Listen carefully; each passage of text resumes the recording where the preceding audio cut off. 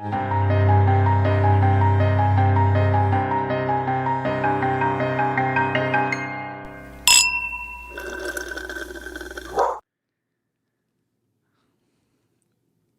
wait. Ta-da! The Trollhole! Yeah, you've seen it quite a few times now, but I think the public is now seeing it. I was waiting for you to announce it. Yeah, look how beautiful it is. I forgot. I was like, it's silent. I'm supposed to say something here. Yes, here she is. She's a little unfinished. She's a little unfinished on this side. Where is it? There. I know that I'm going to buy other unnecessary bullshit, so I just left a space. So. That's smart. That's so smart. I know. But anyway, here she is from one angle. In all her glory. In all her glory. There's a whole bunch of other stuff going on the other walls, but this is... We're posting on Patreon the introduction to the Trollhole video where I got the full tour. And Em gave me the full tour and showed me all the different little... Nooks and crannies and knickknacks. Nicks and knacks and nooks and crannies. All of it. But just like how I told you from the very beginning of your time seeing the Trollhole, my head perfectly fits the shield, so only when I do a quick dart does anyone see it. So, but once again, we fidget a lot, so I feel like we'll be okay. You'll move enough for it to be spotted every now and then. Well, anyway, I'm very glad. The only thing I have left to figure out is lighting. I can't tell if the lighting is good in here. The lighting looks great to me. Really? Yeah, it does look really good. Like the background almost looks like, in a good way, almost looks like a green screen, like you have a fake background up. And I know it's real, which makes it so much cooler. But oh, thank you. Well, I feel like it's a little dark behind me, but I'm not like a master lighter or anything. So this is what we've got, what we're working with. Looks great. So.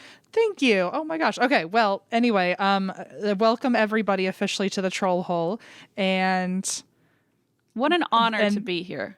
Thank you. At the end, that's all I've got. I think I'm overwhelmed now. Is that why you drank this week? Sure. Oh, yes. I drink because no, I drink because what's happening? What a journey. I drink because I'm supposed to get my surgery date today. They're going to call me, but I have a feeling I know what day it's going to be on. And what day? Why do you have a feeling? Because I already gave them options. So I was like, did you have a psychic dream about your surgery? Okay. I already gave them options, and I gave them very few. So, because they only do it on like Thursday mornings, and I was like, well, there's only so many Thursdays left before, we go back on tour. Yeah. And I drink because I'm a little discouraged about the surgery, just because I found out it's not a 95% success rate. It's an 80% success rate, which feels drastically different. It's pretty good, but I feel like it's not enough to calm my anxiety from always being nervous that there's a 20% chance it didn't work. Well, is there a way to know if it's going to work or not really? No, I just have to wait for it to happen again. No. So you're just going to sit in the rest of the time just like, oh, it might happen again.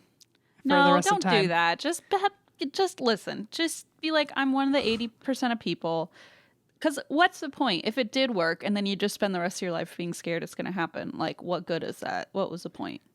I appreciate the pep talk, but also I there's no turning off the anxiety. So I don't know. He did tell me, he was like, yeah, it usually takes people like 3 or 4 years to not have anxiety about it anymore and I was like, 3 or 4 years? I was like, so I'm going to have to wait that long until I am not stressed about this all the time, wondering. Because, there's so many times where, like when I'm on a plane or when I'm, things like that where, if it happens, I don't even have access to an ambulance. I don't have access to, fixing it. I'm just in constant pain.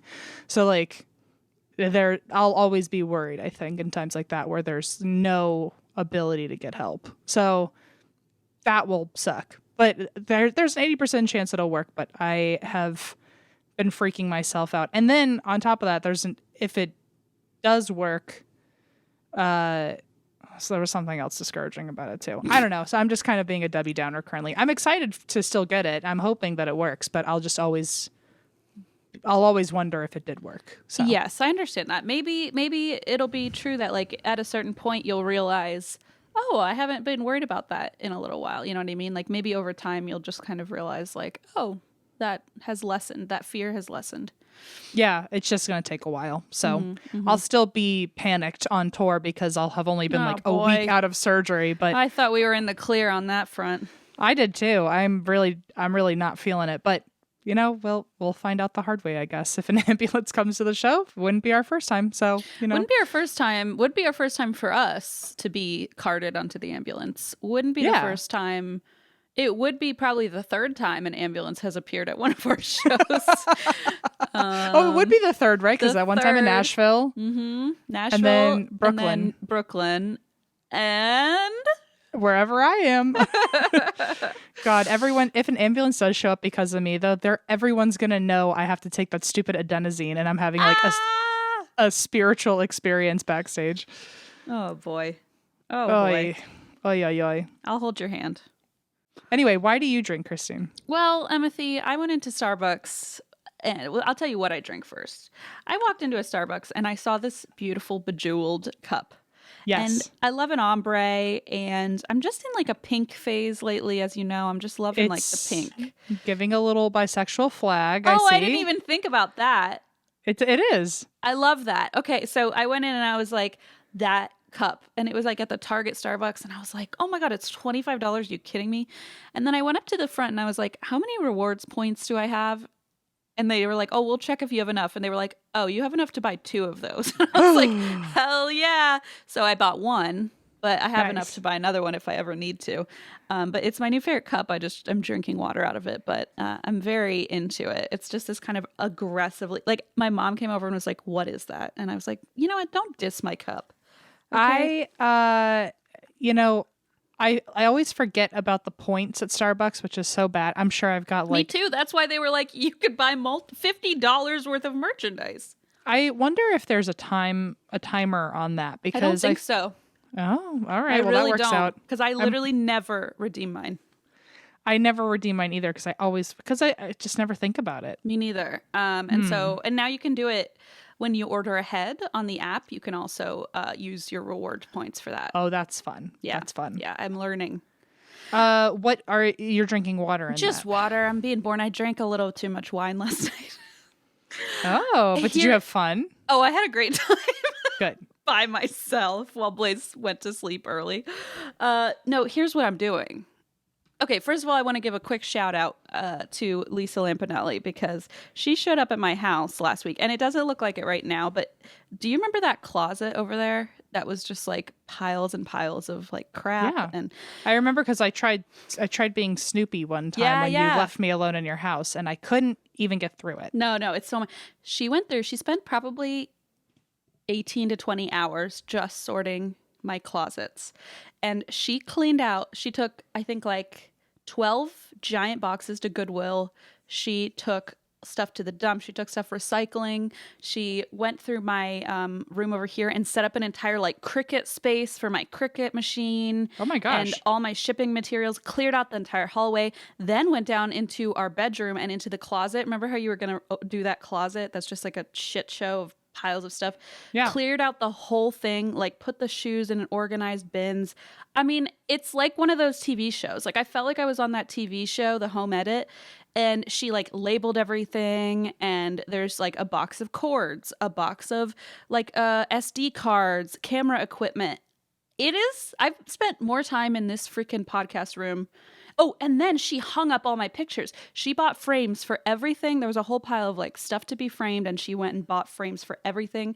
And then when I was at a soccer game with my brother and Blaze, I got home afterwards. She had just hung stuff up, and she's like, you can move it, but I wanted to get it off the floor. And then she cleared out Blaze's office. I mean, this woman showed up for 4 days, and we didn't see her for like the entire time.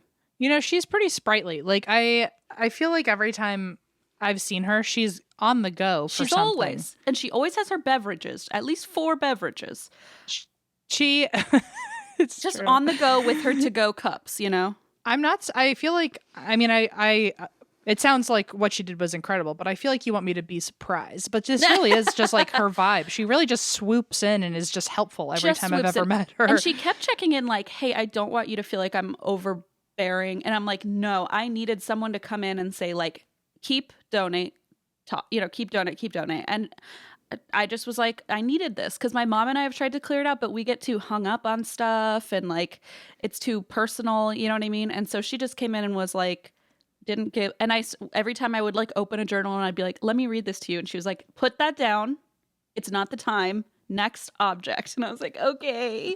I love the feeling of a clean place. I've actually been on the move with that too. Granted, I don't have like a 4-story house. Not including the basement, but my tiny little apartment shockingly has a lot of shit in it. Apartments get so cluttered. I remember your other apartment, when we first started the podcast, and it looked really like, it didn't look cluttered, but the second you open a closet door, God, it's all you have to hold everything in the home. Exactly. And so I just cleaned out my closet door. Did you ever watch the Friends episode where like the closet, the closet door, and it was just like a waterfalled out. Her secret. Her secret. That's what my closet has looked like for a long time, to a point where Allison and I, if we needed something from there, we would just give up on the project entirely. We were like, well, I'm not opening the door. Yep. So, and now it's officially clean. Everything's got its own little bins, just like you, which is so funny because I just finished labeling a bin for cords as you say that. So anyway, I'm very aware of the feeling of cleanse that must be over you right now. The thing about it too is that like it's one of those feelings where, I'm messy and I joke about it and like I have a trash pile and stuff. I don't like to be that way. It's just like I'm just naturally ADHD. Yeah, it might be. I don't know what it is, but it's probably some sort of mental illness. But I'm just like a disaster, and I'm so bad at organizing. But I like things to be clean, and I feel so much better mentally if things are clean. And so having everything cleared out and just like organized and everything in sight, so like I know what I have and what I don't.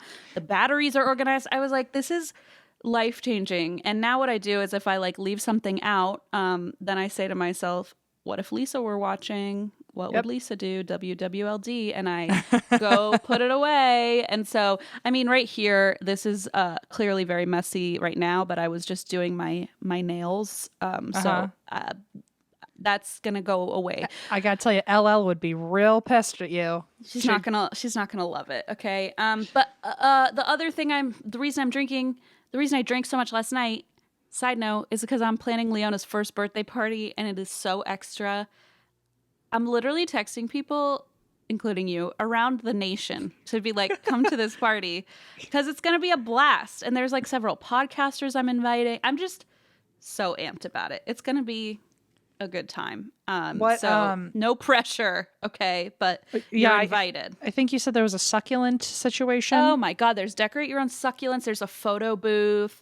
There is a bar. There's going to be, okay, let me show you this. Here's the invitation. I'm going to cover up my address for obvious reasons. Thank you, finally. I know, for once. Okay, but look how cute the invite is. Oh, she's a wild one. Yeah, so we're going to mail these out today. And no pressure because I know it's a big trip, but I'm inviting everybody that I can think of. Okay, good. Anyway, that's all. That's why I drink, but I'm excited for my ghost story today. Oh, thank you. Real quick, what is this Marco Polo nonsense you keep sending me? Oh, oops. Did you read it? Did you watch it? I saw is it a pre-video that you sent me? I don't know. Did you send me? It was a drawing of a penis. Okay, I didn't know if you had seen it. So is that what it was? It's an app. And I tried to send you a video of myself using the app for the first time. Apparently, it's like you leave video messages for people. So it's like FaceTiming, but you don't need to be like on the phone. You know what I mean? Like, I'm like, hey, how are you? Here's the example. Oh, hey, what do you think of these merch options? I like this one, this one, this one. Okay, talk to you later. And then like later on, you can hop on anytime you're free and be like and be like, oh, I like this one and this one too, but I don't like this one. Maybe we can, And so it's kind of like a helpful little tool for that. Gotcha. All I saw was you go, hi, and then you just drew a penis, and then the video ended. Or you can do that. And Blaze was sleeping, and I was like, Blaze, say hi. And he was like, please get out of our room.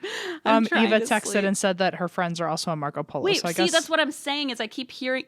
Okay, Eva, I'm inviting you because We're also on BeReal. Christine has forced Eva and I to be on BeReal. Welcome to the club. It's really, I don't know. It's fine. I'm just inviting everybody. Well, did you see my post the other day with the alien? No. I literally posted it for you. I posted my alien magnet poetry that you had given me, and I yes, wrote I did. a Are they poem. straight or do the Our yeah. Okay, good. I'm just so glad. I'm relieved because I made that all for you. Oh, thank you. You're welcome. I appreciate it. So anyway, that's all. So let's do Marco Polo for fun. I don't really know what it is, but I feel like we're gonna have a great time. Sure. When Christine's having a good time, we all better be having a good time. It's like me and Slack. I'm like, this is our new reality. Join it. Oh, I hate Slack. I know. No, don't be surprised. I have complained about Slack. I know everyone else loves it, and I'm the odd man out. But I think no one loves it except in our group because it finally lets Eva take a breath every now and then. That's the only reason I have not complained about it. Or complained about it in a way where we need to stop doing it. But I will keep complaining about it because my head just doesn't. It was just freaking group chats, and we would just ignore them. I know, but my head just doesn't work with it. Better when we could just ignore them. But you know what? Well, I'm gonna Marco Polo you later about this. Yeah, okay. It's great. I'll not look at it probably. Knowing my habits. Okay. Well, this story today, Christine, is another one of those episodes where I'm convinced I covered it before, but apparently not, according to the episode guide. I'm gaslighting myself that the episode guide I wrote is like not accurate or something, because I keep thinking I've covered things and maybe I really haven't, but what is it? I don't know. It is the West Virginia or the Moundsville Penitentiary. That sounds really familiar, Em. Right. Right. And I wouldn't have covered it at a live show because we haven't been to West Virginia. Yeah, but maybe this is another thing where you were a guest on a show like Wine and Crime and you did it there. Maybe, but I even looked through my notes. I couldn't find the notes. Oh, maybe not. But then maybe I deleted the notes. I don't know. Knowing us, it could be any of the above. It could be in the recycle bin as we speak. Yeah, I don't know. I'm sure someone will have something to say about it. So, go ahead and let us know. But anyway, I am kind of, I guess we've never covered it. So here we go. If we have, here's a revisiting. If we have, then consider this just a follow-up, Yeah. I feel like people are probably going to start getting annoyed being like, do they just not check to see if they've covered a story before? I just don't I don't see proof of it wherever it is. They're going to be annoyed you didn't cover it. Just cover it. Okay, well then here we go. Okay. And if I've covered it before and it really irks you that badly, then go to, listen to another episode. No one's going to be irked. We're just over paranoid. You know what I mean? Probably so. Okay, so here we go. Moundsville is in northwest West Virginia. Okay. Northwest West Virginia. Mm-hmm. It felt a little head, shoulders, knees, and toes there. It did. But I'm following. I am. Yeah. Okay, so it's by the Ohio River. It's 2.5 hours north of Point Pleasant, which is Mothman's home. That's right.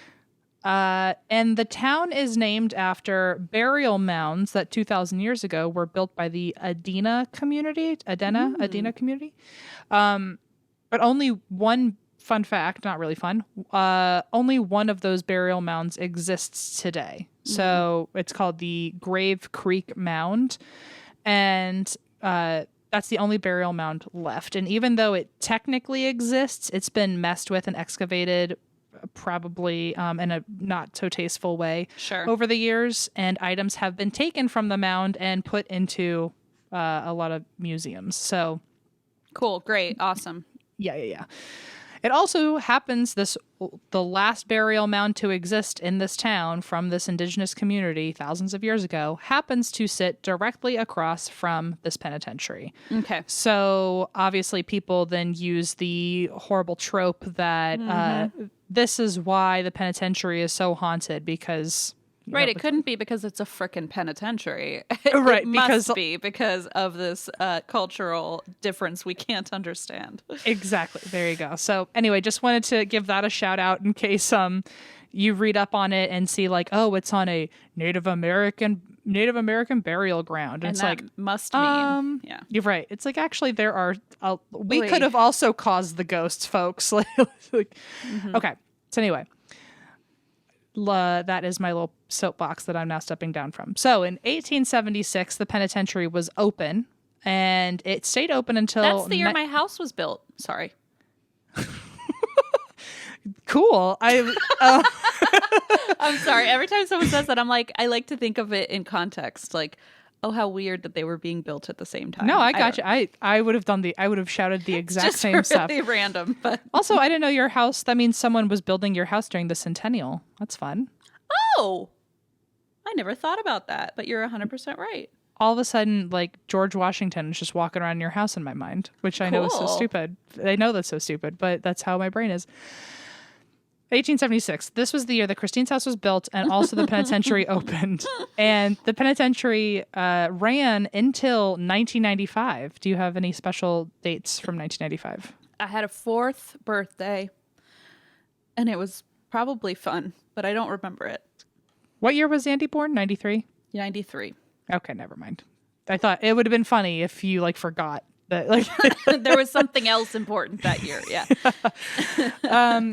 So this penitentiary, if you've ever seen a picture of it, it's got very spooky castle vibes. It's got like that gothic revival situation going on.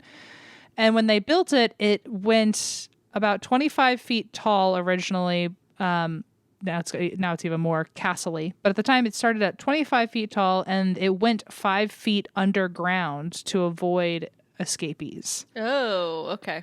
Which, like, I hate the concept of, like, building something that you know people are going to try to escape out of. Disturbing. So, we also see this a lot, especially in that time. I know I've talked about it with, I think it's the old Charleston jail. There's another jail.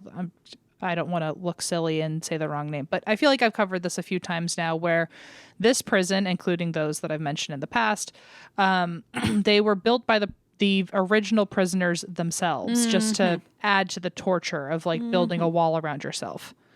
Again, just like other buildings of this time period that I've covered, it seems several times at this point, this building was meant to be a self-sustaining city. Aha. So it had its own bakery, its own library, its own farm, its own hospital. Eventually it had its own coal mine. And so it was meant to be like its own society and like a reforming kind of a place. Like everything stays inside. Yeah, at the time it was reforming. At the time it was like the newest of new with like it was technically like an occupational therapy of like you're not just going for the punishment, you're going to become a different person. In theory, I understand, but it seems to never quite work out how they intended. Never works out. It's supposed to be like this like utopia of a prison. And you know, the prisoners themselves work and earn and all this stuff, and it's a place to reinvent yourself, I guess. But it just never goes well. No, it never goes well. No. For example, of course, this was supposed to be a good thing, but just like every one of these setups I've covered before, there always seems to be a significant amount of abuse, which I'm not surprised by, because if you're making this little city or this setup where nothing goes in and nothing goes out, no one's going to ever hear about abuse that's going on behind the walls. Where's the oversight? Yeah. Exactly. So one version of the abuse was that the local townspeople could come into this jail and rent prisoners for forced labor. Oh, Lord. I think that happened in the Missouri jail you talked about. I think so. Also, the Eloise Asylum, I think, was something like that. Oh, my gosh. That one was a hospital, not a prison, I don't think, but it had very similar. I kept thinking back to the Eloise Asylum as I was covering this. But so, yeah, the townspeople could basically force labor on these prisoners. So I don't know if you're picking up on the slavery elements here, but let me remind you that this penitentiary opened only 2 years after the Civil War ended, and we're in West Virginia. Oh boy. And not only is it 2 years after the Civil War ended, but it's 2 years after West Virginia abolished slavery, but they now saw renting a person out for free labor was a step up, I guess, because it wasn't technically slavery. Okay. This part's okay. Yeah. It's like, can we all agree that this is fine? Oof, that's not good. So that was just one way that the prisoners were suffering. Also, there was the woman's wing, which I feel like I've also covered this in a lot of old-timey jails, is that the woman's wing was always considered a better environment and the quality of life wasn't as terrible, but I still don't totally know what that means. Like, there could have still been rats and disease and, you know what I mean? But it was, maybe it was more spacious. And so now it's just like, that's all it took. And probably more spacious because there were less women going to prison. Right. That was the only reason why. Yeah. But anyway, so the woman's wing was said to be more comfortable, but who knows what that means. Yeah. The conditions throughout the jail were pretty darn terrible. Health conditions were terrible. Disease was rampant. The cells were about 4x7. And even though this is already bad, that they expected 2 people to share a 4x7 cell, 3 people were usually shoved into each cell. Like I said, disease was killing them in droves. Plus suicides were very common. No prisoners were safe from the abuse from the system or the staff, but especially they weren't safe from other inmates. In fact, the Department of Justice called West Virginia Penitentiary, or Moundsville, one of the most violent prisons in the U.S. Oh, boy. Only, Only 36 homicides are officially documented at this prison, but realistically, it's probably a much bigger number considering this jail is over 100 years old and it was one of the most violent prisons. I don't think only 36 people died. Clearly not documenting the abuse that goes on. So what would motivate them to document the abuse that leads to death, that kind of thing? Bingo, bango, Christine. Yeah. Listen, sometimes I know a thing or two. Okay. Like in 1876, your house was built. That was something you knew real good. 2 facts. What year was your mom's house built? The one you grew up in? 1862 or 1860 something. And wow, we thought it was later, but then we one of our listeners who I've tried to reach out to, but I think she's either over me or changed her email address. I don't know, but she like worked in historic library. That's not right. Like where they have all the old archival stuff. And so she was able to help me backtrack my mom's house. And when it turns out it was built like, I think 20 or 30 years before like our paperwork says it was. So kind of cool. And I tried to reach out to her to help me track down information on my house, but I think she's moved on. I don't know where she is or what she's doing, but she's probably like, this random person is trusting me with all their personal addresses. It's probably not a safe person to become friends with. She was a professional in this field, and so I was like, I will pay you to do this, but I don't know. She might not do it anymore, or who knows. But anyway, if you do know somebody and you're not a murderer, let me know. What a caveat that you just have to blindly trust someone on.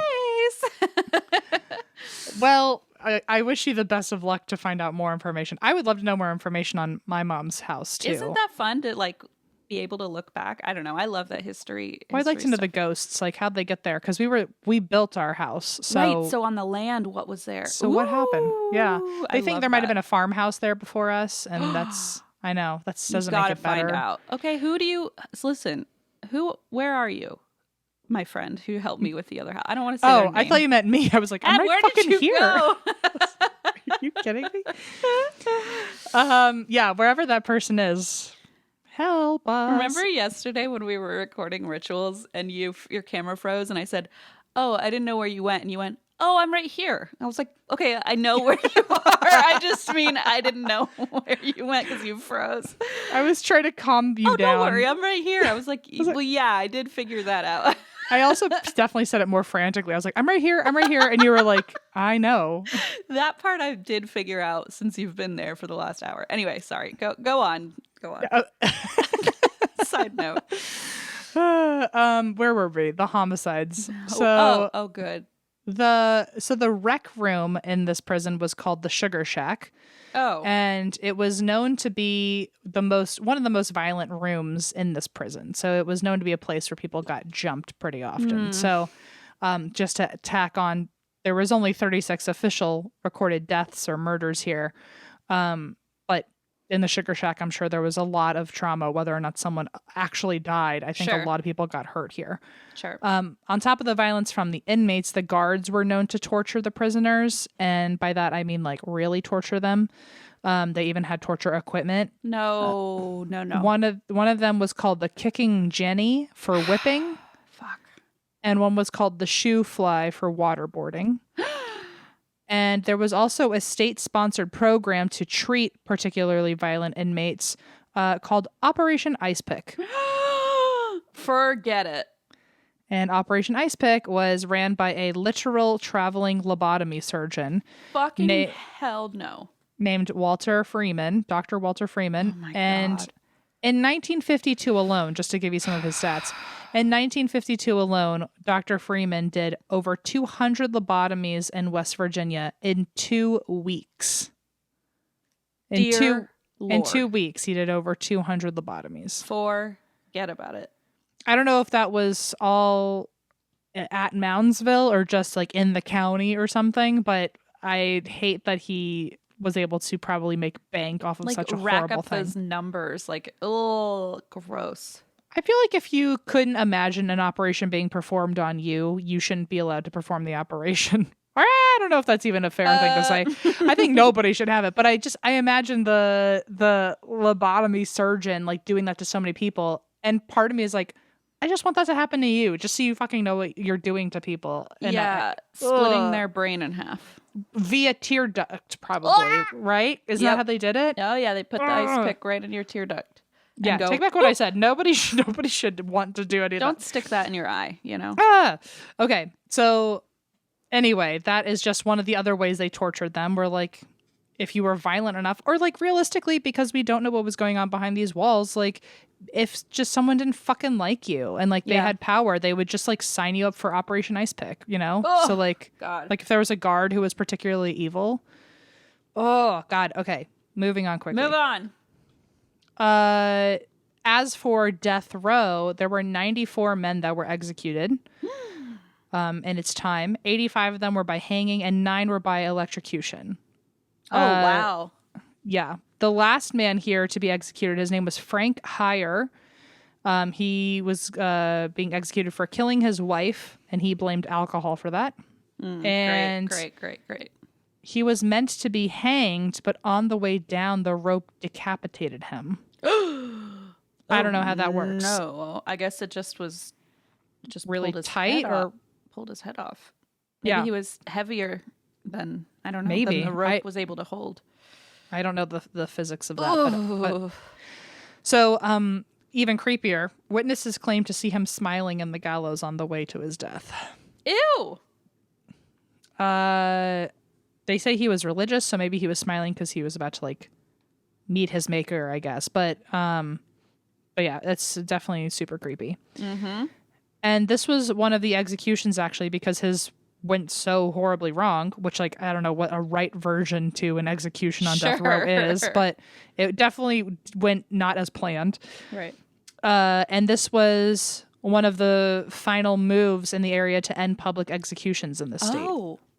Because it was just probably because it was too troubling for, you know, people who were picnicking at the hanging to watch, and they were like, "This is a little much for the children." We just like the normal hangings that don't decapitate people, you know. You're totally right. They probably only moved to end it because it was troubling for others, for everybody to watch. Right. You're right. God. Which is why after that, executions just became private. Oh, good. Yes, you good. Just behind closed doors, you know. So on to the ghosts. We've got quite a lot to focus on here today. Is that smiling mofo there? Because I'm scared of him. I'm so scared of him. I don't know about any ghosts that smile in the shadows. Okay, but all right. I don't know. I doubt there isn't some sort of dark energy by the gallows. You know, probably. And if you saw one of them smiling, maybe you can guarantee it was Frank. I don't know. Forget it. Boy, and so in 1938, there was one guy that was on death row here named Orville Atkins. and he was supposed to be hanged, but the noose, this keeps happening. He didn't get decapitated, but the noose wasn't secure enough on his neck. So when they dropped him, he slipped out and he hit the ground 20 feet below. And he was injured, but the executioner just grabbed him and brought him back up to the top and rehanged him. That's the thing when they do it over again. Like, Yeah. oh, God. It's like, technically, do I get to stay alive now? Because, did I pass? Did I, like, escape death? No, you just have to do it again. Ugh. Yeah, it's awful. Anyway, so now at the North Wagon Gate, which is the entrance to the gallows, people hear footsteps and feel someone staring at them. And they say it's probably Orville. I feel like it could be anyone who died on the gallows. Mm-hmm. It could even be like the spirit of the executioner like, I imagine like having to like stay in some sort of limbo for what he did on Earth or something. I don't know. Yeah. Or just the general energy of so many people dying there. And so anyway, usually it's attributed to the Native American burial ground. Oh, yes. Street. Oh, yes. You're right. But anyway, some people attribute it to Orville. I think it could be anyone. That just feels like a place destined to be haunted. Which is another weird thing when I think of like building a prison around you. Imagine building a gallows and knowing like, oh, this place will be haunted one day. Like just you'd have to know. Yeah. There's another story of a freelance video tech who was, I guess, doing some sort of job there. And every night that he was working in this penitentiary, in the North Hall, he would hear rattling and banging. And if he ever had to go near there, he would sprint in and out. He like did not want to be there at all.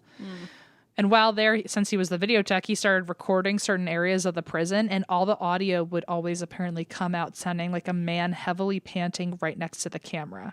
Oh, to my God. To be fair, it could have been him sprinting everywhere. Yeah. He's like, no, I'm way more in shape than that. It couldn't be me. Could not be me. It could have just been me going up like a stair and like losing my breath. So anyway, he said it felt like something was always following him in those halls when he was working there. And he claims that the entity even followed him back to New York after his gig or jig. Oh, no. All right. Apparently, Chip Coffee, someone tweeted at me saying Chip Coffee said the jig is up. And I was like, you know what? I knew he and I had something in common. What is wrong with you? The jig is not a gig. The jig, like the dance, like the... Yeah, it's like, up. Oh my God, Christine. Okay. I can't tolerate you. Okay. Here's another ghost. His name is R.D. Wall. And he was apparently jumped by prisoners who thought he was a snitch to guards. And there's no proof of it. I think they really just saw him like laughing next to a guard and they just assumed he was giving them intel or something. Shit. On his way down to the basement one day, he got jumped by people, and so now he haunts the bathroom and boiler room next to the basement. Did he die? He died, yeah. Oh, shit. He was jumped after coming down the basement, so people now hear footsteps coming down the basement stairs, and sometimes if you're far away enough, people even report hearing his voice. Oh, God. Some even claim to have seen him in the basement, like as an apparition. And he's wearing a khaki uniform and he vanishes away, but sometimes he doesn't have his head. Oh. I don't know what that means because I think his head was always intact when in his life. Yeah, maybe they're mixing him up with that guy who got hanged and lost his head. Maybe he doesn't have his head. Maybe he just got lost. He just doesn't know what place he's haunting, you know? Maybe. But yeah, so at least one apparition doesn't have its head. And I mean, I would bet it's that guy but you know, what do I know? Either way, the people at least see someone in a khaki uniform, and I guess that was R.D. Wall. Oh, I see.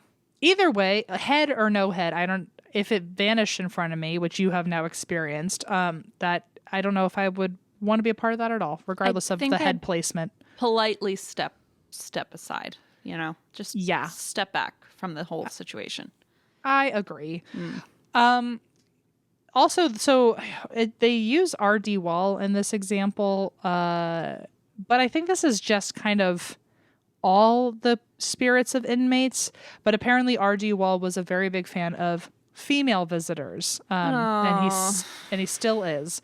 So a lot of women who go into this jail will feel someone stroking their hair or touching their face and their neck. One woman decided to actually talk back to the spirits. I guess maybe they were coming on to her. And later she was covered in scratch marks. Ew.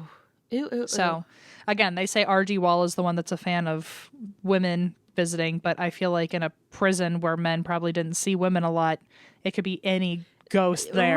Right. So, anyway, if you're a woman visiting this penitentiary, good luck to you. And also don't talk back, which is awful to have to warn you about, but you might get covered in scratches. So, do whatever you need to do for yourself, but I'm also giving you the warning now. Warning. Here's something super duper creepy too, is a lot of the spirits will drain your energy and people's moods have changed inside of these walls. One paranormal investigator actually felt super annoyed and assumed that like their energy was being drained or manipulated by someone. So they took a picture in the room that they were in, and they later saw a mist sitting in the chair next to her. Ew. And I guess around the same time also got an EVP of a man's voice screaming, "Let me out." Gross. Another time on one tour, this is like the nicest thing I have to say in all of these notes. On one tour, there was a group of women who were doing an EVP session, and they said, is there anything you want to say? We're about to head out. Anything you want to say? And they got an EVP of a man saying, "No, have a nice night." Oh, that's lovely. Like, that feels safe. That feels part, like yeah. respectful. Yeah. Okay, so moving on quickly, and with a sharp left turn, women have also gotten EVPs of someone calling them a whore. Okay, well. They've heard banging on cell bars. They've been called, random words like that. Although there are some male ghosts who I guess try to do the catcalling thing instead, and so people will get EVPs when a woman's in the room of a male voice saying like "I love you" or trying to be all gross and slimy, syrupy sweet. Gross. This is my favorite because I feel like I could have gotten this on an investigation. One investigator was complaining that he had to bring equipment upstairs, and and they got an EVP of someone saying, "I'll fucking carry it up the stairs then." Oh, and then they floated up to the top. With or without a head. Other EVPs have included threats, including one EVP that someone said, "Kill, kill, kill, do it now." Oh, Jesus. Not a fan of that. Forget it. Yeah. In the kitchen, there's a shadow man who you can guess what he looks like. And he shows up to people either in real life or even if other people can see him in real life, you might not see him until after the tour in pictures. Oh, spooky. Which I love and hate. I hate it maybe a little more because it means someone was able to see him in real time, but he intentionally wanted you to not know where he was. Or like, that's not good. It's not like, he can't appear in person. It's like he can, but he chose not to. Ugh. He wanted you to not know where he was, and only later he wanted you to be freaked out by him. I just got goose cam. Yeah. I don't like that. So if you see him in real life, the shadow man is seen walking through a room, but he has no feet. That's fun. I guess he's floating around. Slightly less terrifying than the no head, I would argue. Slightly less terrifying. Also, how many people have noticed he doesn't have feet for it to officially be reported? That's good. That's a good point. But yeah, so apparently he walks in a way where like it's very obvious he's walking, like not floating or taking strides. He's taking steps, but he's got no feet. In pictures, he I guess is also seen in the room, but pictures have never been able to be replicated by investigators. So, okay. So just like him, shadow people in general, or shadows and footsteps, are all very common everywhere on the property. I don't even want to list all the rooms because just assume the whole penitentiary is riddled with it. But people also hear running water in the medical ward, usually where the ice baths were drawn. Oh. Another form of torture. And people also report feeling like they walked through a bunch of cobwebs, like something's crawling on them. That's no good. I hate that because I feel like that means someone just like like just It feels like you touched walk through somebody or something, Yeah. like a spirit or something. or a spider. Yeah. Or a I don't know which is spider. worse. Which is worse? There was one paranormal group called Ghost Hunters Bluegrass. Ooh, is that a Kentucky It's- group? Maybe it's just Zach Bagans with a straw hat. Oh, and a fiddle. And and they tried to get a picture of the Shadow Man, and this is probably my favorite story of this whole topic.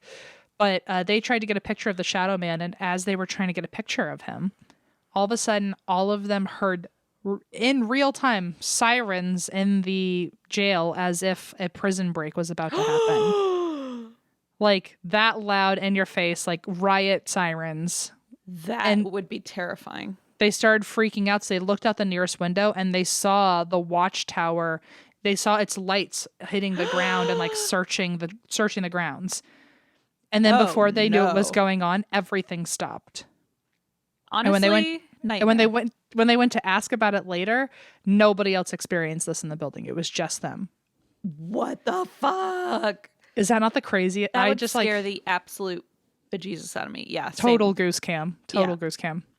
One guide here actually used to be a corrections officer at the jail when it was open. So that's kind of cool. He has the intel, the first person accounts. And CO turned guide said that there used to be an inmate named Red who was stabbed to death in his cell. And she said you could still feel the anger and the energy in his cell when you would walk by, and people have been pushed and grabbed in there. And one time, this now tour guide, she was walking by his cell and heard in Red's voice, "Morning, Mags." Ooh. And apparently, like, he said that every morning, and without even thinking about it, out of habit, she just went, "Morning, Red." And she said right back to him, and then she felt something touch her neck. Ew. That I bet wasn't part of the original experience. That was not supposed to be. That was not supposed to be. So one tour guide also literally had a conversation with a guy he thought was on his tour until the guy vanished in front of him. I can't imagine. So was this like a former inmate who was like, I guess I'll take the tour to see what this is all about? Yeah, they might as well tell us what's going on. I kind of appreciate that. I feel like you might as well know what they're saying about you. I guess that's fair. Yeah. But also, like, ew, that now every time I go on a ghost tour, I keep wanting to do a head check every day. You know, we've had those stories, I think, for listeners' episodes where people are like, oh, yeah, there was a little kid there, and then, like, holding my hand or whatever, and then, or the Alamo, there's, like, a little boy who will, like, go on the tour with you. And play and, with like, the other kids. Yeah, and there's, like, it's like a teenage boy who I guess he would have been fighting, and he'll tell them, like, the actual stories of what happened and how he died. And then at the end, they're like, oh, what about that little kid? And everyone's like, there wasn't a little kid on the tour. Ah! I beg Forget to differ. about it. Forget about it. Other former employees of the prison have said that they got so used to seeing ghosts, even when they worked there, they were so used to seeing ghosts that they stopped paying attention to shadows whenever they were in their offices. Oh, no. Which lets you know that this place was haunted when it was an active prison, too. True. But yeah, can you imagine seeing so many shadow figures? It doesn't even faze you anymore. Yeah, you're like, that, small potatoes. Yeah, you're like, whatever, just show me another ghost. Something actually scary. Well, they were saying, like, during, like, lockdowns when, like, nobody was walking anywhere, they'd still see people walking up and down the halls, and they wouldn't even think about it. They wouldn't even think, oh, that's a prisoner on the loose. Forget it. Which, now, I'm kind of not surprised if there was ever an escape attempt. They were like, let's just pretend we're a shadow figure. They'll never notice. They'll never know. Several places are considered hotspots in this prison, but everyone can agree that the Sugar Shack is probably one of the bigger ones. In that room, it causes a lot of people to feel the residual energy and have their energy drained or have their energy manipulated. So people have reported feeling depressed, rage, terror, violent desires, and suicidal ideation. That's dangerous. And as soon as they leave the room, they're back to normal. But the visitors have, like, admitted that when they were in there, they wanted to kill even the people that they came on the tour with. What the F? No. Which, like, I never want to go there with you now because I feel like you'd take one look at me and be like, I should have killed you years ago. You're done. One time a visitor got an EVP, and the EVP said, "I see a cop. She's a cop." And the girl taking the EVP was an officer. No. Oh, so they just like knew? Ew, yeah. Isn't that that's so weird? gross. They like, I don't know if they know something about you innately, or does that mean they've like, they can take a look at you and know your entire life up until that moment? Or like, could they just tell by the way that she was dressed, or like you know what I mean? Like maybe she had something on her that maybe. I kind indicated. of wonder like if ghosts, if time is irrelevant, I wonder if they have the ability to like, if since they're a soul, they can see your soul and see like your entire life story. Well, that would And be like terrifying. in that moment, right? Because they've got eternity. They could probably just do it all in like the blink of an eye and just be like, "Oh, I know everything about you now." It freaks me out. Don't like it. So she got an EVP that said, "I see a cop." And then later on the tour, she was walking by a cell and felt an invisible someone spit on her because they must have known she was a cop too. Whoa. Probably one of the creepiest ones I've got for you, and this is where I'll end it. Even psychics and mediums have obviously had experiences here, but there's one psychic in particular who, next to one of the cells, she felt like she was being choked. And then when they went to the sugar shack, she saw demons in the sugar shack, and she described them as looking like, this is a quote, dark red, mucus-covered frogs without any back legs dragging themselves on the floor. I don't want to know that. I'll say it again for people because what the fuck? Dark red, mucus-covered frogs without any back legs dragging themselves on the floor. Like what? You can't. I could never come up with that. Forget it. Without back legs dragging themselves. That's horrific. If that weren't enough, she said that a dark mist at this penitentiary attached to her and temporarily followed her home and lived in her daughter's closet. That's a new sound. That was a new sound. I don't know what to think. I don't know. She said when it came home with her, the family began hearing a baby crying in the house, but it didn't sound totally human. Forget it.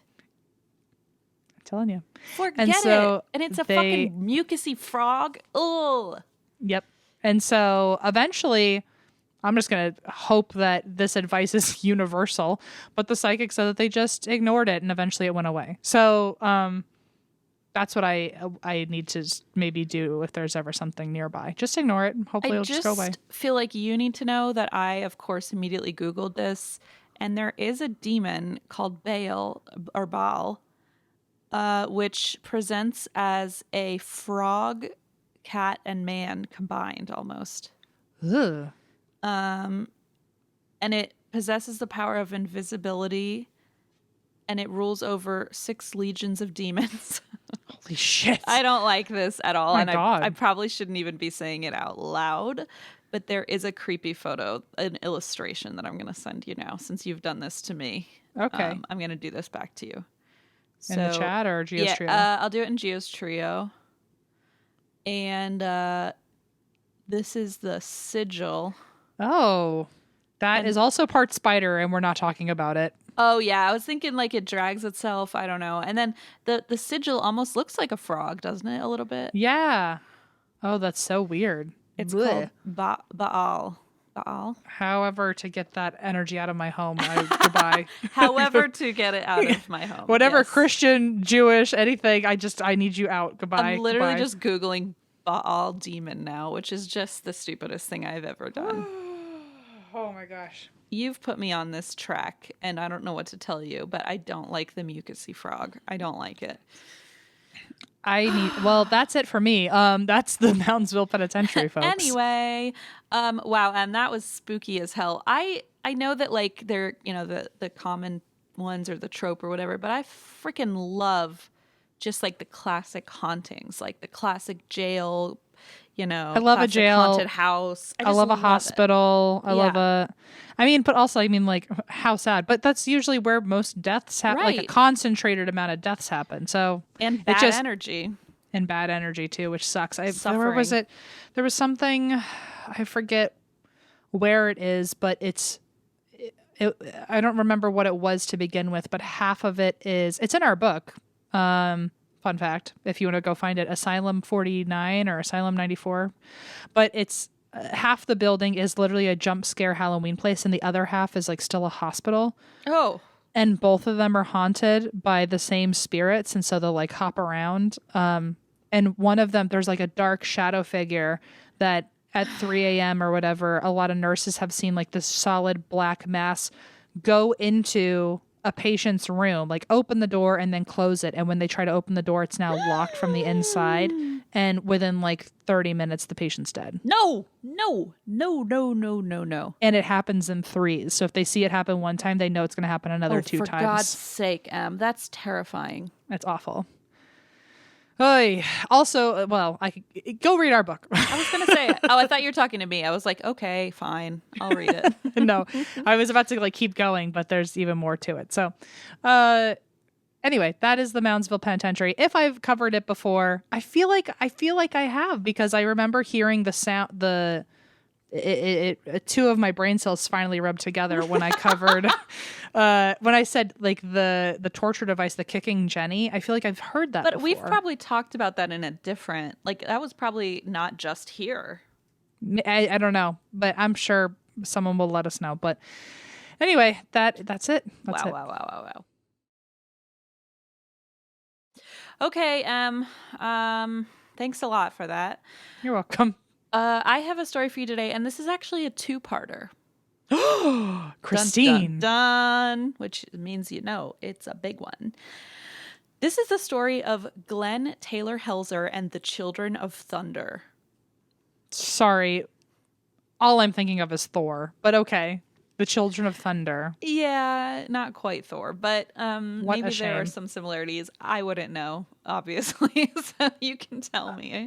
Just to keep spirits high for one last second, I will say in the most recent Thor, he gives his powers to children, and so it's like they become Children of Thunder or whatever. Oh, I bet that's a much more uplifting version of this story. It was the last fun thing I'll probably have to say for the rest of the episode. So excellent. If you Google, I was wondering if you Google it, yeah, it is only about this crime cult. It's not really about Thor. So great. Well, the movie was Thor: Love and Thunder, and then he like fights with children. It's like fun. It's like so there's anyway. love here too.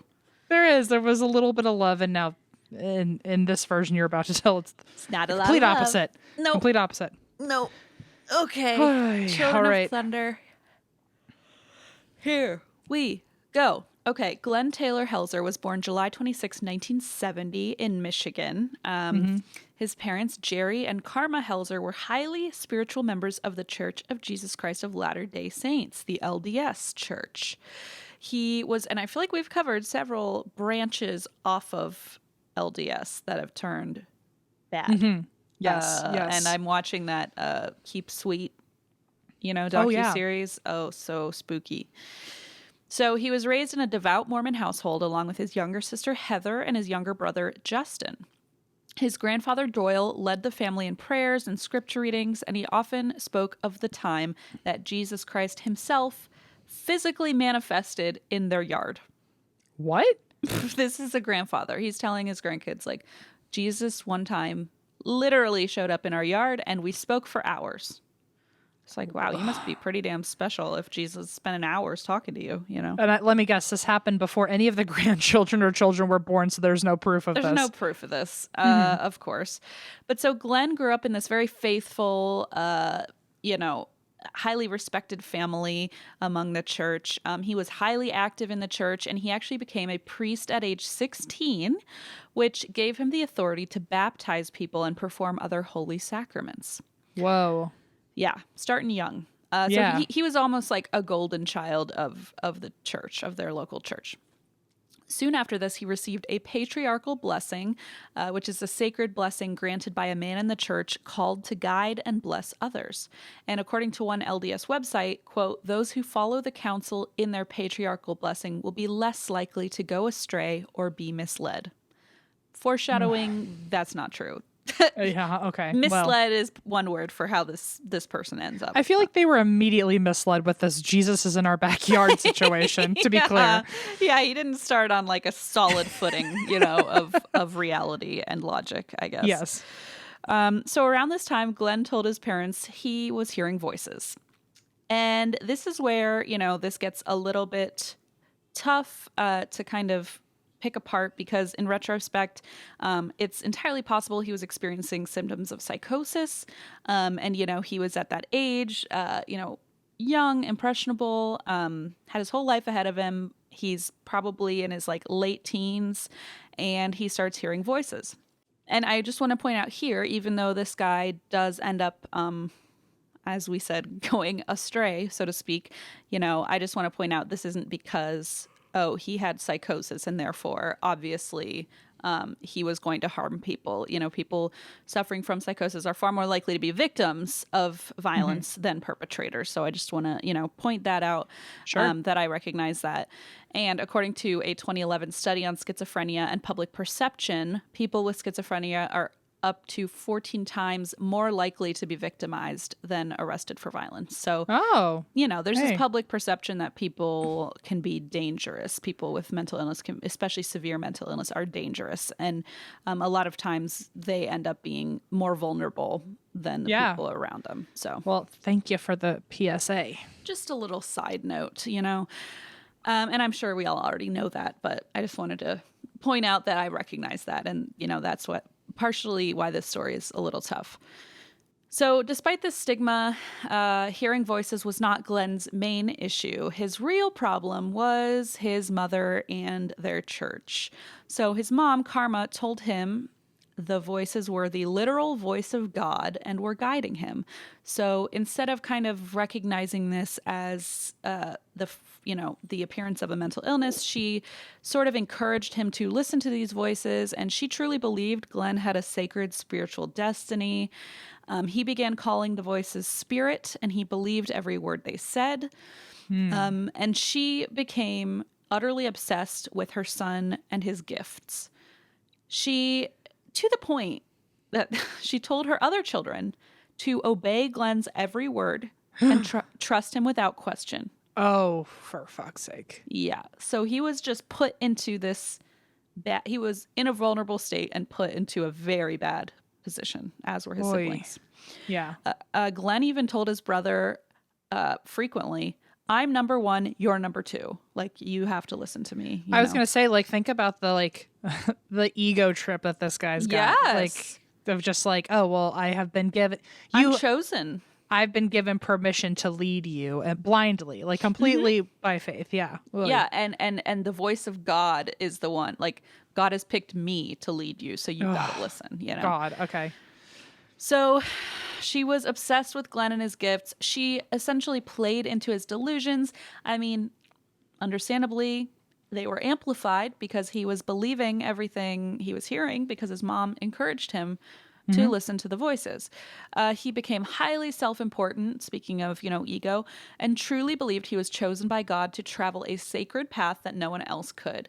He even left high school that same year and basically earned his diploma independently because he wanted to pursue his role as a spiritual leader. This was like his new path. Wow. Despite this, Glenn seemed to keep it together, at least outwardly, through his teenage years.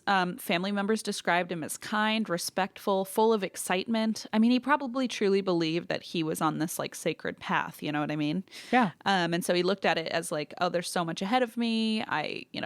I'm empowered. And he was in generally good spirits. One of Glenn's cousins said, he was like my mentor. A lot of people wanted to be like him. And Glenn's aunt, who once took her young children camping with him, said he was gentle with wildlife and insects and, quote, he taught my son to have respect for nature, which is very sweet. So, like, obviously, That's at the good. core, at the core, Glenn is like a loving, caring person. And again, retrospectively, it seems like he was probably suffering from some pretty intense delusions. But all around, Glenn was pretty well liked. When he turned 17, Glenn signed on with the National Guard and got stationed in Utah. But he was upset by the military's alcohol and smoking culture, among other sins, quote unquote. Yeah. Everyone's dirty. Yeah. Yeah, they're not following the word of God. And so he started preaching to the other men about God, vices, etc. And they listened. They admired him, and he got this first taste of what it was like to influence and lead people aside from his family. And this gave him even more empowerment because he felt like, okay, I'm fulfilling this role that God has given me. Well, yeah, I mean, if it also not just like a spiritual accomplishment, but I feel like it is just feeding into the ego of like, oh, it wasn't just my family who would believe me. It's all these other people are listening all the time, and I'm doing a good job, and I can keep doing this and changing lives because like he's looking at it as like they're going down this horrible path, and I have changed their lives and led them to God. I'm saving them. Yeah. And so this really fed into this kind of like complex, this like savior complex he had. And so at age 19, he ended up leaving for a 2-year mission trip on behalf of the church, which is a common rite of passage in the LDS church. He was ordained as a church elder and tasked with bringing God to the sinners in Brazil. Oh my God. Okay. That's just one slight little insight into the problematic world of, missionary culture. Uh-huh. So he was the first church member in the area, so he was sort of an ambassador, and he was idolized by people and became more empowered, and this is kind of where he's gone on this upward trajectory, and this is where things start, unfortunately, falling apart. Following the voice of spirit, quote unquote, in his head, aka the voices that his mother told him were spirit, Glenn believed the apocalypse was close at hand, and only he knew about it. Oh, shit. Yeah. Oh, God. Okay. So now he's going to really, really bring it. Yes. So he's now saying like, okay, this is not just like, leading people to a life of morality, but now I'm like, tasked with, I guess, saving the planet. Yeah. Just like a slight little jump in responsibility. So he warned the other missionaries about this, but they dismissed him. And he wrote in his journal, "It is impossible to turn my mind off," which to me is just really sad because, again, looking at it from the perspective of mental illness, it's just sad to think that he was struggling with this. So he spent all of his time interpreting scripture and following Spirit's guidance, and he started preaching to the public about his revelations, which was a serious no-go because the LDS provides very, very super specific topic outlines for missionaries to follow in their work. They have a structure, they have a guideline, and he's going basically off script. He told people that once the world ended, technology would be out and faithful survivors would have to follow warrior prophets to survive. So he is creating this entirely new dogma, essentially. And obviously he'd be one of these warrior prophets to lead people, of course. Well, of course. He'd be the leader he'd be the warrior prophet of the warrior prophets. The alpha warrior prophet of the pack, yes.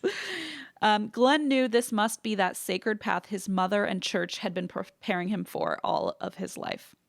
And, I also want to point out that I recognize, too, that his mother was probably trying to do the right thing and just misunderstood this mental illness. I mean, it's very tragic that she said, oh, the voices are true and you should listen to them. Yeah, that's a rough one. It's rough. And it's like a tough place. I feel like I'm not in a place to say, judge that, but it does make it kind of sad to see how that progressed. He even warned the mission president about the incoming global disaster that he was sensing. And finally, someone realized Glenn was suffering from serious delusions and paranoia. Well, thank God. At least someone had some wherewithal. Well, unfortunately, he did nothing to help him. Oh, okay. So he just realized it and then went to sleep and was like, yeah, he just said, no, this guy is having delusions. He is not well mentally. Anyway, back to my life, back to my cereal. I don't know what he was like. Right. He just noticed it and went back to doing his thing. He did nothing, obviously, to prevent the apocalypse, but he also did nothing to help Glenn. And so over time, Glenn became more paranoid, and he couldn't decide if the church higher-ups were simply incompetent or if they were corrupt and concealing the apocalypse. So now he's thinking, oh, maybe it's not just that they're ignorant, maybe they actually know about it and they're trying to hide it and they're evil. You know what I'm saying? Oh, okay. Yeah. Like maybe they also know, and the reason they're ignoring me is because they want to doom the church and have this like apocalypse come upon us. So now he feels like it's him against the entire. Okay. Got it. Exactly. He returned to California at age 21, convinced that he had to follow Spirit's command to take over the church and save its people. How on earth are you going to do that? Oh, well. What a tall order. I'm so glad you asked, because... going to take over the church. If you're going to be a warrior, the alpha warrior prophet, you know... You better know what you're doing. Big shoes to fill. So... In 1991, Karma, his mother, noticed the difference in Glenn, like the increased paranoia, that kind of thing, but didn't seem too concerned. She basically told him he was ready to meet his destiny. Oh my God. I know. And she enrolled him in something called Impact Training, which is a group awareness workshop, aka a seminar advertised to unlock your inner leader. Okay. Just a lot of buzzwords, I feel like, you know? Yeah, that's a great way to put it. It's just like, what even is this? It's too vague for my comfort. According to psychology studies, in large group awareness training, it's sort of like LSAT, but LGAT, LGAT. Oh. I don't know. Okay. I don't know if that's how you say it, but I'm going to say LGAT. Sometimes called the human potential movement. Formal psychology research was seldom pursued, and basically success was based on customer satisfaction, not actual research on how to train the human mind. So this just seems like a very dangerous... Like, what ass backwards science, pseudoscience is this? Oh, just get ready for what they did. So this workshop, the trainers would keep participants awake for days. Yeah. I mean, this is... Of course, no recognized psychology group was like, no one would approve this. Sleep deprivation. No one would do that. To better your mind? No way. Yeah, let's starve your brain of energy and then really work from there. And then let's see what happens. Yeah. So the trainers would keep participants awake for days, leading them in high pressure activities to induce extreme exhaustion and stress. Oh. And then, as if that weren't enough, they would pit participants against each other in group lessons, insult them, and encourage them to insult each other. This feels like reality show science. Yeah. Yes. It feels like what will get us good TV. Yeah. Yeah. I mean, deprive them of sleep, deprive them of food, make them like whisper something about the other in each other's ears. And give them alcohol would be the only one that's missing here. Yeah. Yep. And so one former LGAT trainer actually explained, quote, by spending approximately half the time making a person feel bad and then suddenly reversing the feeling through effusive praise, the programs cause participants to experience a stress reaction and an endorphin high, which gives me the ultimate creeps because I was just rereading Gavin de Becker's book, The Gift of Fear, and he does talk about why oftentimes abusive relationships, especially I was going to say, domestic abusive ups relationships, and downs. Yeah, there is that like high of getting approval or praise, or even parent-child abuse. You know, there's that high of like when I'm not getting harmed, I'm getting good treatment. That's such a higher high. Well, it's like if you hadn't said it, I was going to say it too, because I was just like, that just sounds like an abusive relationship right there. Of just like, oh, you know, when things are bad, they're bad, but when things are good, they're really good. They're really good, and like, you know, they really know how to apologize and make me feel better after a fight. And it's like, yeah, homie, like they're just giving you the polar opposite situation. Mm-hmm. Like you never know a calm middle ground. Like, and it's almost becomes this addiction of like, oh, you're seeking that approval, that high, and because it's like you said, so good when it's so bad, it's so good to have the opposite. And so basically this is what they're doing to these people. They're just putting them in these situations, abusing them, and then treating them really well so that they get that endorphin high. And it's like, ooh, what? This is just should be illegal. I don't know. I don't know. So least shocking news ever, some participants became so exhausted that they suffered stress-induced psychotic episodes. Oh, shit. Experts reported that LGAT sessions use the same thought reform techniques found in many cults, which is intended to break down the trainee. And the topic is a bit controversial, I guess, in the psychology field. Not everyone agrees about this, but it seems like they're doing a pretty good job of breaking these people's spirits. I don't know. Yeah. Yeah. Either- I would say 100%. Right? They're having literal psychotic breaks. So you're Yes. doing a great job At breaking them. Yeah, I would at breaking say. them. Either way, Glenn left this training understanding the key to his future. He now knew how to break down and manipulate people until they became fully reliant on him or fully loyal to him. So now he's learning abusive tactics Yay. to get what he wants, or to get what he thinks is his like path, you know? Yeah. He also learned basically there is no right or wrong, only results. And that's a quote. Well, I wonder what Jesus would say about that. Yeah, I feel like it's very Machiavellian. Like, like the end justifies the means. Like, Yeah. doesn't matter how we get there, but this is how I'm going to save everyone. Mm-hmm. Glenn now knew he was divine. He knew he could do anything he wanted or needed to realize God's mission. And that is a dangerous path that he decided to go down. Well, especially for him to say, like, it is okay to, especially in terms of, like, it doesn't matter if it's right or wrong, it's all about results. It's like, oh, so I can just, like, emotionally and psychologically abuse anyone necessary to get exactly what's needed. And at the end of the day, I can still pat myself on the back. Yeah, because I did what God intended for me to do. Yep. And whatever the voices say, that's what I got to do. Yeah, You know, listen it's to not the my voices. fault. The voices are right. Oh, God. Yeah, it's a very, very scary setup for this whole story. So before he could take over the church and save the world, you know, just your everyday work day, Yeah. Glenn needed to hit some more regular milestones, like getting a job and a wife. So this was steps 1 and 2. So back in his hometown, Glenn converted his former high school classmate, Anne, so that they could start dating. And in 1993, at age 23, Glenn married Anne. Within a month, he started staying out late and started acting cagey, and she was basically heartbroken by his behavior, and all she wanted was some normalcy back in their marriage.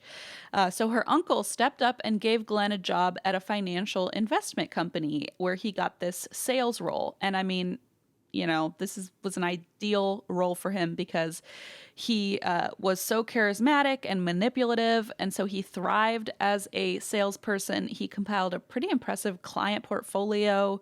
Oh. Yeah, he was just, you know, killing the game. I'm glad you said that it was going well for him, because I was nervous for a second that someone with that kind of ego was going to be responsible for people's money, and like it was going to get bad. Like he was going to like take money or something from people. You know, this was like I feel like a high point. You know what I mean? Okay. Like he was like, oh, I'm good at this. But I think also ultimately not super great, because it's like, okay, I'm just practicing my skills on people, like my manipulation. I'm practicing my charisma and how to get people to do what I want. I'm practicing my schmooze. Yeah. So he did really well in this role for what it's worth. And he seemed to calm down, at least temporarily. They seemed relatively normal at home for several years, but behind the scenes, Anne and Glenn had serious issues. So here we get into some of the darker stuff. Glenn was obsessed with porn, and he was angry that Anne wouldn't emulate the things he was watching. Oh, yikes. Okay. They did couples therapy together, and in therapy, he complained about being sexually neglected by his prudish wife. Oh, okay. And to make things worse, Anne had recently birthed their first child, a daughter, but Glenn didn't think that should interrupt their sex life. Gross. Also, let's remember that I thought he was doing all this for God, but now he Right, of course. But like now he wants like X-rated porn sex life at every moment, which is like that's what the voices told him, you know? okay. Yeah. So luckily, I don't think you should worry, because Glenn had a solution to fix this problem. I think I should worry, actually. Whatever you you're should about really to say. worry. I think you should worry. He started advertising for sex partners in Brazil. Okay. This is his plan. And he would assess this. This is what he's proposing, at least. So he would advertise for sex partners in Brazil and assess around 100 female applicants, narrow it down to 35, and then sign 2-year contracts with them, which required alternating shifts to ensure he could have sex with someone every day. Sorry. Sorry, that's just not what I saw coming. But okay. Sure. Yeah, I mean, what else? What else? So off the wall.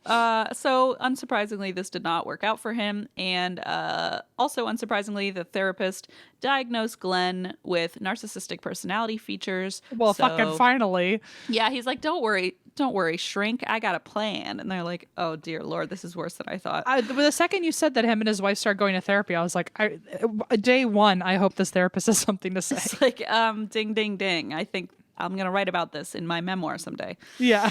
Yeah. So he quits therapy. He started attending more of this group awareness training. And on top of that, he started drinking and doing drugs. Just perfect. The perfect storm kind of coming together.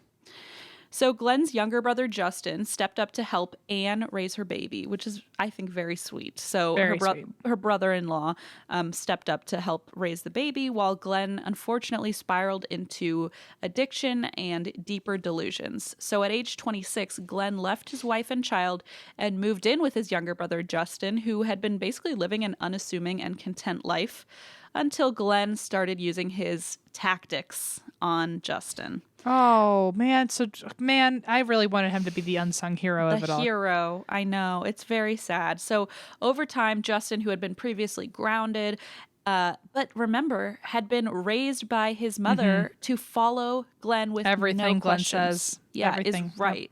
And so he already has this kind of like background of being inferior to Glenn and doing what he says. So he starts to believe Glenn's delusions, and they're living together. So he's just around him, 24/7. So he starts to believe Glenn is correct about his delusions about God, the church, the apocalypse. And meanwhile, Glenn kept sleeping with his estranged wife until their second child was born. Oh, God. So they were able to procreate, I guess, was his plan. Tensions increased at this point, and they finally divorced. And in the LDS community, this was deeply, deeply shameful. It was considered, very, very shameful to divorce. So Glenn found himself, for the first time in his life, on the wrong side of church opinion. And finally, for the first time, this is what did it. Yeah, okay. I was gonna say he's been on the wrong side of society's opinion for quite a while, but at least of my fucking opinion. But whatever. I guess mine doesn't fucking matter. So he was shocked and furious. He was like, "Excuse me, don't you know I'm supposed to save you from the apocalypse? Right. Don't you know that I and my 32 Brazilian wives are going to spare you from a fiery hell?" I don't know. I would love to sit down with him and ask in detail how he got there, but okay. I just have a lot of questions. But they were like, "Sorry, dude, you are not following protocol." And he, at this point, became even more obsessed with spirit, aka the voices in his head, and his spiritual work. In fact, he wanted to quit his job to focus on spirit and his destiny full time. His cousin moved in with him, and unfortunately, his cousin had been diagnosed with both bipolar disorder and schizophrenia. So now he has somebody else extremely vulnerable that he can coerce. Yeah, maybe they're enabling each other in some way, or it's not a good combo, as we can kind of probably predict. Glenn asked his cousin to coach him on how to fake a psychotic break. Oh my God. Yeah. Wait, Glenn asked his cousin? Yeah. Okay. Because his cousin had, schizophrenia and bipolar. And so he said, "Can you teach me how to fake a psychotic break? Because I would like to leave my job and live on disability so that I can pursue my spiritual calling." I'm sorry. Every bullet point feels less godly, but Oh my God, that's so sad. So is the cousin, do we know if he's the one who said that later? Like, did he admit that, or did Glenn say this? Like, "Oh no, I just asked." That's a great point. I'm not sure where we got that intel. Okay. I'm not sure. Either way, it's like I feel bad for both of them. Yeah, it's just like a toxic relationship at the very least. It's a toxic relationship. Yeah. So Glenn came up with other strange schemes to raise funds for his holy mission. He suggested they start an escort business where they would recruit women as sex with his workers. 32 Brazilian wives. Hang on. Yeah, no, wait. those are separate. Those are for him only. Okay. Okay. So they would recruit women as sex workers to make money. And remember, this is to raise funds for his, holy journey, his holy mission. So he asked his cousin if he'd be willing to kill people. What? Because he needed someone to be the muscle behind this operation. He asks a lot of favors of this cousin, and they're all tall orders. Orders. They're all big asks. They're all giant asks. And his cousin agreed to this. Okay. But said, I'll only do it if it's in the name of God. And he says, oh, yes, absolutely. This is a spiritual matter. God is, directing me. And so we got to do it. Uh-huh. They made business cards for this business, but they never actually followed through. Do we know what the business was called? No. And I want to see this business card so badly, and I don't have access to it. But I just can imagine. I know Vistaprint wasn't around, but their Vistaprint order of I think someone from Vistaprint should have called the police if they were in charge of making these cards. Or Kinko's or wherever they were getting these printed. So they made these business cards, never actually followed through on it, thank God. Glenn's sister Heather at this point was alarmed by Glenn's behavior and wrote letters to church elders pleading for help on behalf of Glenn. Instead of helping him, the church excommunicated him. But at this point, he didn't care because he was on his own righteous path. He didn't need the church to be supportive of him. Right. He only needed Spirit's command and his own followers. Well, yeah. I mean, if his whole plan is to overthrow the church, why would he care what the church thinks of him? Exactly. He already knows they're not going to like him when he overthrows them. So exactly. He already thinks they're the bad guys, Yeah, yeah. So Glenn next starts dating this 22-year-old waitress named Carrie, and she looked up to him, again, someone very vulnerable, as the first person to treat her well after a traumatic childhood and abusive relationship.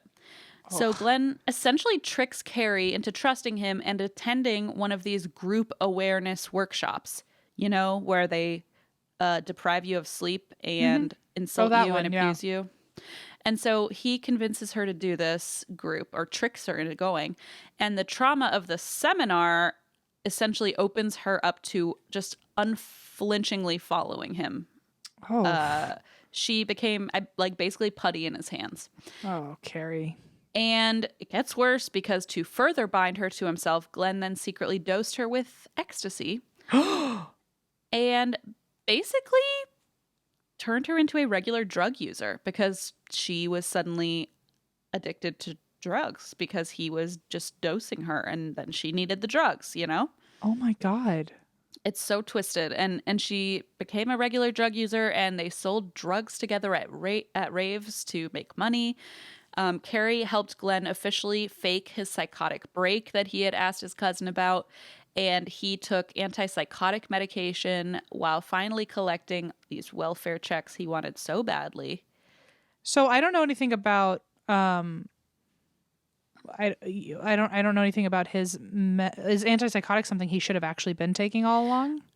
I'm not sure actually. I think he just took those because they were prescribed after he faked the psychotic break. Okay. So I think these were just for show. I was just hoping that at the end of the day, he maybe accidentally drugged himself into having some better awareness, state of mind. Yeah. No, I think.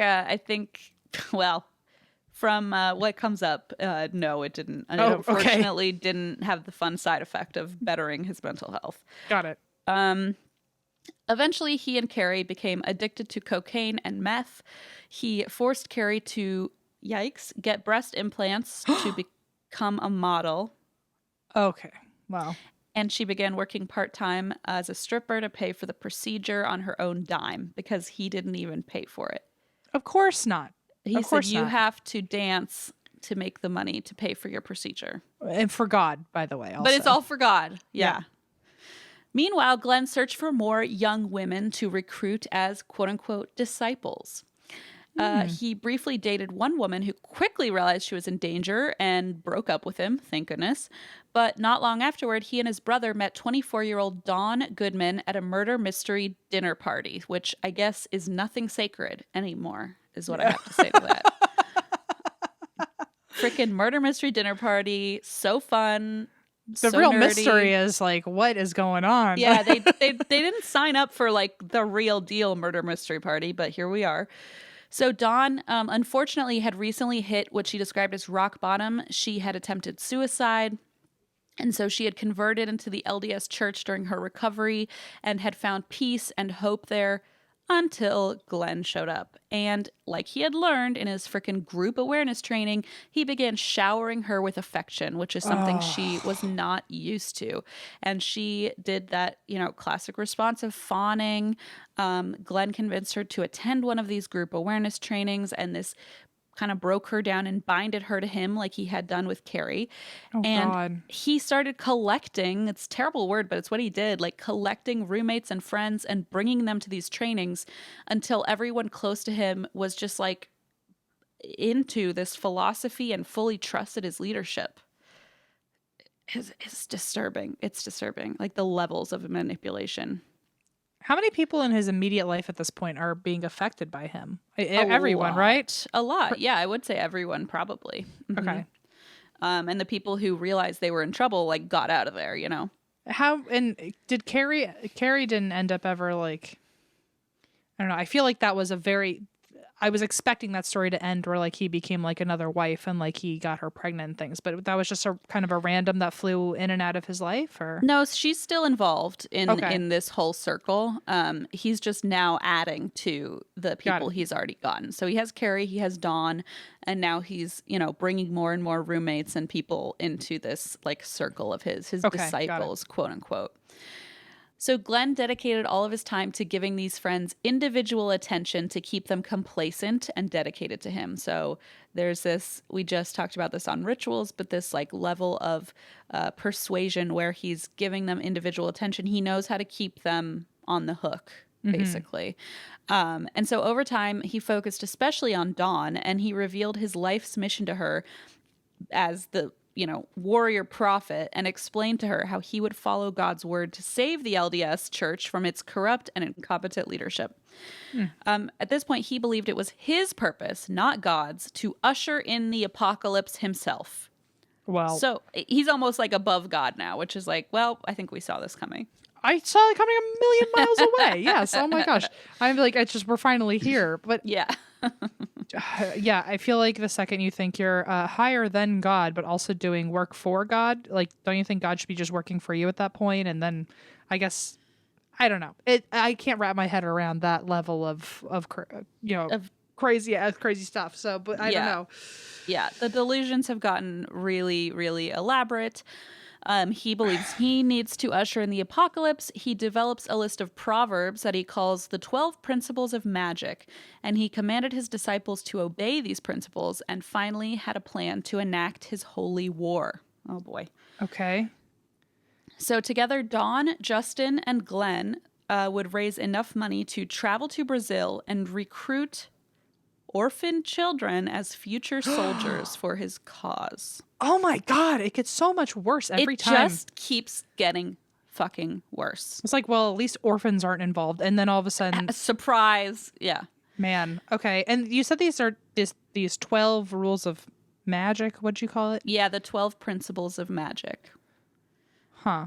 I don't have the list of them here. I didn't know if can we find that online later? I wonder what that even looks like. It's probably not very sensical, but I'm still curious. Well, you can buy the album on. Oh, wait, what? Oh no, that's album. A different. Yeah, there's like a CD on Amazon. There's a CD on Amazon. I'll just trust you with that. I just was curious what his 12 principles would be, but I got him. Oh. I found this on ldsmovement.pbworks.com. Okay. It's quite a website. Okay. Here we go. His program was centered around the 12 principles of magic. 1, I am already perfect and therefore can do nothing wrong. That's also my principle of I have one principle of magic. That's just the Gemini rule. What's next? Hang on. Wait, Christine's principle of magic. Was that meant for everyone to believe, or was the belief that he's perfect and everyone needs to know he's perfect? I believe it's for everybody. Okay, well that's at least that's nice and generous. Yeah, I guess so. Okay. 2, there is no such thing as right and wrong. This is like if you ask a child to say like the opposite of the golden rule or like the opposite of what morality is. It's just like so transparent. 3, I am all powerful and therefore the creator of and accountable for everything that occurs in my life. Now that sounds like some of The Secret bullshit. Yeah. 4, life is always right. I embrace all of my results. 5, all of my results I have created to learn from at some level. 6, I know nothing. Wait, hang on. Sorry. Is one of his principles, everything I do is right and I know how to do everything and I'm the best. And then the next one is, I know nothing. Literally, life is always right. Everything I've created and I know nothing. I believe nothing. I simply perceive without fear. Okay. I also know nothing, but... I also know nothing, yeah. Okay. I am already perfect. That's my first one. And can do nothing wrong. And I know nothing. Those are my 2 principles. I'm perfect. I don't know. I don't know anything. 7, it is of no concern to me how accurate or inaccurate my perceptions are, and therefore I am always right. What is going on? This is bananagrams is what this is. The thing is, like, first of all, I want to say I'm very aware that, like, this person is mentally ill. Like, yes, we this can't comes forget from a very sick mind, yes. But imagine, like, the people who are also trying to, like, they're really investing themselves in following your principles, and this is the booklet they get, and they're just like, so which ones do I follow today? Like, so am I right or am I not right? Or do I perceive or am I wrong to perceive? Or do I not know anything at all? Yes, it seems like they kind of contradict one another, which again, like, this isn't coming from somebody who is of sound mind. So right. Yes. What are the rest of them? Okay, so here we go. 8, unconditional fearless love is the most powerful force in the universe. Well, that's lovely. I love that one. Number 8 I can vibe with. I kind of like 9, except out of context. So 9 is spirit knows. And that's it. Ooh, I do love that. Kind of witchy. I like it. Yeah, I love that one. 10, I gain total control by losing all control. Wow, some of these sound like they could be in a self-help book. I feel like Tony Robbins wrote this. For sure. 11, life is such a precious gift, and when I give back to life, immediately life gives more back to me, and therefore I am forever in its debt. What goes around comes around. Keep in mind, he asked his cousin if he would kill for him. Yeah, that's true. 12, there is a higher power than mine, and that is my Savior, Jesus Christ, the Son of my Father. Oh, okay. That one I don't vibe with as much, but, you know, I liked like unconditional love or something. I liked spirit knows, and I liked I don't know. And I guess I'm a quarter in belief with him. Honestly, more than I expected. Yeah. Me too. Yeah. Me too. Okay, so anyway, he had these 12 principles of magic. Yes. And again, I know we were laughing, but I want to point out too, like, we're well aware this is, you know, somebody we're not sick. laughing at his mental illness. We're just laughing at, like, I just feel like if anyone handed me that, I would be like, some of these I'm down with, but I am confused. But I do have questions before I dive in wholeheartedly, you know? Yeah.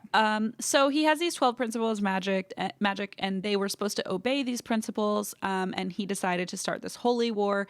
They decided to recruit orphan children from Brazil as soldiers for the cause.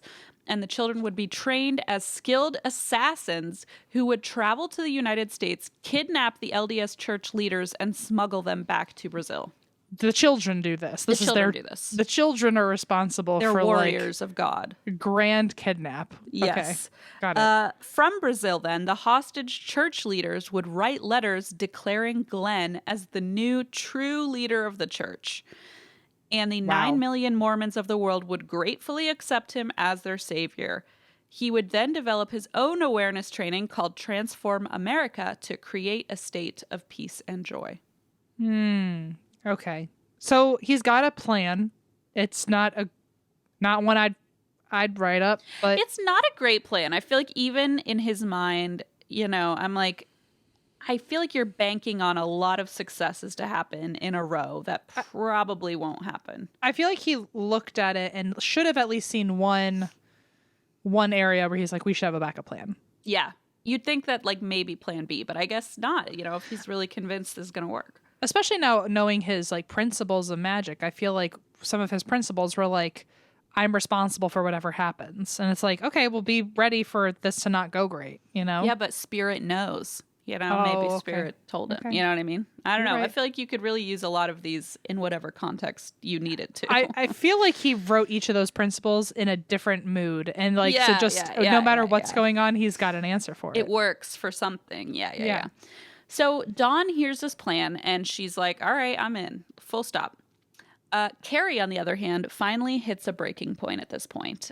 She packed her things and left, and actually later became a professional model and Playboy centerfold all on her own. All right. So proud of her. All right. Get it, girl. Overcome your trauma and be successful. Love that for you. Their other roommates moved out too, thankfully. So now Glenn had most of his disciples gone, and he turned fully to Justin and Dawn as his loyal soldiers and decided it was time to enact his plan to take over the church and save the world. But first, he needed $20 million to do that. Oh, wow. Don't we all need $20 million? To do the big plans in life that we have. Yeah. So selling ecstasy at raves wasn't really getting him close to that 20 million. So he decided on a new plan, which was to commit extortion and murder instead. Okay. And this way he would, you know, create a state of peace and joy at the end. But remember, the end justifies the means. So if he has to murder and extort people, you know, it's all part of God's plan. They're just a pawn in this chessboard of life. Exactly right. So in Glenn's mind, he could do anything he wanted or needed to in order to carry out Spirit's holy orders, and God would approve of this.